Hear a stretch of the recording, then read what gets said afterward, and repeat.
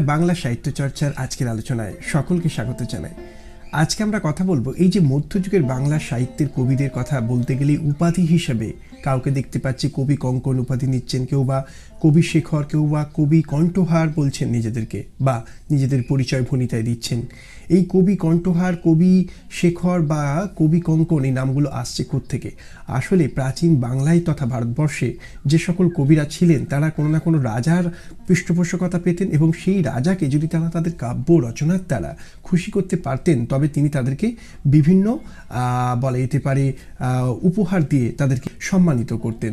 যেমন কেউ যদি কঙ্কন উপহার দিত তবে সেই থেকেই তার নাম হতো কবি কঙ্কন। কেউ বা হয়তো তাকে গলার হার উপহার দিচ্ছেন, তখন তার নাম হচ্ছে বলা যেতে পারে কবি কণ্ঠহার।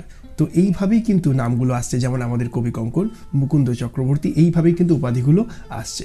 ধন্যবাদ।